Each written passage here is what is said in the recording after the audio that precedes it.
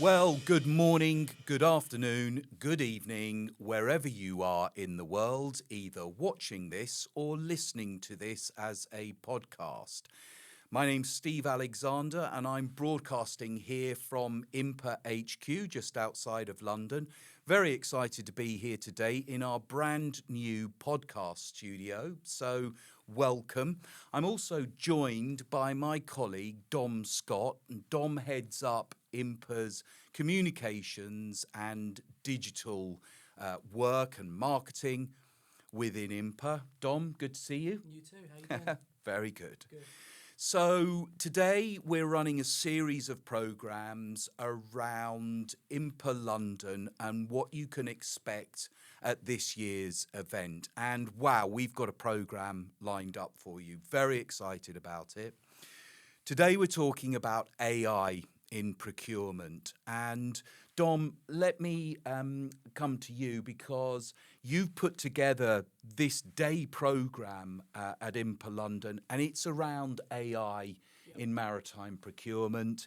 Can you give us some highlights? Can you tell us what we can have to look forward to? Yeah, absolutely. So essentially, AI has become a big thing on the agenda for everyone, not just in the shipping industry, maritime, but across the globe. Everyone's aware of it.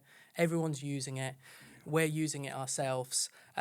We started discussing it at our previous event this year in Hamburg, and that was really popular. We did one session there, which sort of covered a little bit of everything. And really now at IMPA London, based on some comments and feedback, we're looking to just drastically expand that and sort of give an overall journey of everything throughout AI within the space of a day, which is in itself difficult, but we believe we've got some great speakers and some really good sessions that will give everyone something in AI. And it's right to say, yes, there's something for everyone here. So we've got, for the ship manager owner, we've got speeches and presenters talking about how they can maximize it. We've got innovative companies talking about how they're using AI and giving sort of an educational overview of things from the ship owner manager perspective. But we also have a company that's dedicated to helping ship suppliers leverage AI in their business. That's Yeah, right, absolutely. Yeah. So again, the purchasing side, the supplying side, the what is now, and also a little look into what the future could be as well for AI. So we're really trying to sort of create a journey throughout anything that we could talk about in AI in one session. Yeah, great. So it's presentations, but we've got debates running through the program as well. Absolutely. So people can get involved. Yes. And that we think maximizes the sort of the knowledge opportunity. Right? Absolutely. It's a very opinionated subject. Some people are loving it, some people are hating it, so to speak, and some people are frankly a little bit scared of it. Right. So the opportunity to have the forum for the audience to get involved, they're not just going to have to sit and listen to presentation after presentation. There's lots of opportunities for people to actually say what they're thinking and ask their own questions so everyone can leave with something. Excellent. And our keynote speaker is talking about AI. And he's got a very considered viewpoint around this. I interviewed our keynote speaker, Rick Ackermann, earlier this morning to get an insight into what he's going to be covering with his keynote speech before IMPA London this year. So, Rick, we are delighted that you'll be joining us at IMPA London this year and as our keynote speaker. Thank you so much for that. Just before we get going, for those that don't know you, as I do, could you introduce yourself, tell us about yourself and the company? Of course, and thank you for having me. I'm Rick Ackermann. I'm the head of procurement of BW LPG. In Singapore, we have offices in Norway and in Madrid and in Dubai. And I've been in procurement for the biggest part of my life. That means I'm quite old. But I'm in shipping now. I've been in shipping before, offshore, and in the automotive industry for a long time. Great. Thank you. Thank you, Rick. So, can you tell us about the title of your keynote speech at IMPA London this year? Yes, it's quite cryptical. It's called AI in Procurement, faster than ever and possibly dumber than we think. So, AI in maritime procurement, Rick, let me ask you, AI, is it friend or foe? It's both. I generally say I embrace AI. There's no way around it. It's here to stay. But at the same time, and that's the biggest part of the keynote, it leads to some deterioration of knowledge. And that's my worry. And I do think as professionals, we need to have an opinion about that and a way forward. Rick's giving us a really interesting and honest appraisal there, Dom, Yeah. about concerns and worries Absolutely. with AI. And I think if we're honest, we've all had those concerns with this. Yeah. Can you shed any light on this from your perspective? Well, yeah, absolutely. I mean, we in the input HQ, so to speak, all the team in some capacity are using AI. And we are using it in some degrees quite highly, at quite an in-depth level. And we have our own sort of procedures, rules, and guidelines in place to avoid sort of AI completely taking over. One thing to note about AI is that it will always believe it's right, no matter how you work with it. It will always be enthusiastic. I sort of refer to it as a puppy sometimes. You know, it's always ready to play. It's always there. It's always for you and excited, but it doesn't always get things right. So even on a low level, you have to realistically make sure that the human element is always in place. I like that, the human element, make sure we're in control. I think that's going to be an interesting debate and discussion when we come to that. That's great. Let's continue with the interview with Rick. Okay, so what does it mean for the future of maritime supply chain management and procurement? It means, and basically emphasizing on what I said before, it's a major step forward. We are faster than ever. We can analyze data like never before. If I look at my own application of AI on a daily basis, I look at contracts, compare supplier proposals. My tenders are so much faster than they ever were before. But as I said, at the same time, I'm worried. I'm generally worried about the future generation of procurement. And even though we talk about procurement and the impact of AI on that, this is obviously not only our issue. It's in every industry that you can think of where AI will have a massive impact or already has. It sounds to me a little bit like the pace of change and the use of AI is so rapid now that you feel like maybe we need to have the brakes on this a little bit. Would you say that? Or Um, the not the brakes on it, but at least channel it in a way that we can all handle it. As I said, there's no way around it. It's here to stay, and we should embrace it. But we should shift a little bit in our way of working. And maybe it's a blessing in disguise. That could be part of the discussion we will have after this keynote speech as well.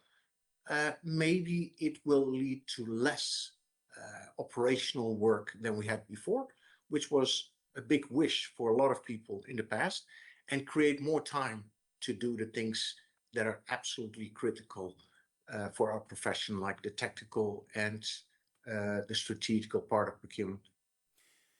yes, excellent, because there'll be the debate after your presentation, and we will, I'm sure, expect quite a healthy debate to come.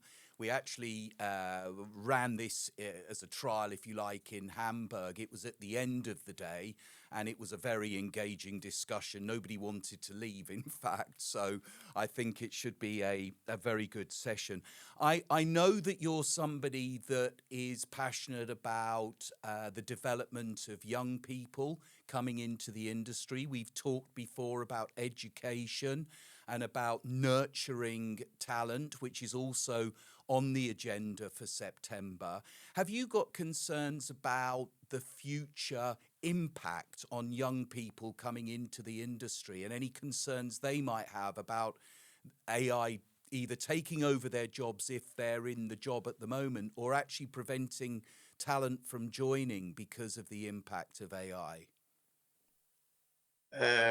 Again, this goes both ways. The answer is yes, I am concerned, but at the same time, it's an opportunity for procurement to start developing professionals with regards to tactical and strategical procurement, rather than just pushing a button. I don't mean to degrade the operational side of procurement, but at the end of the day, I rather have procurement professionals themselves figure out, hey, we need to shift to a more tactical level. Then when you have companies that can at one point see that themselves, or hire consultants that work with AI and tell you, hey, maybe we should let go of a few people. So new talents coming into the market, I would advise them, like I advise my buyers in my team as well, let's concentrate more on that tactical and strategical part rather than the operational part, because that's going. So the advantages might be that what AI can do is take care of more of the operational day-to-day duties to allow people to focus on more high-value, high-impact areas within procurement.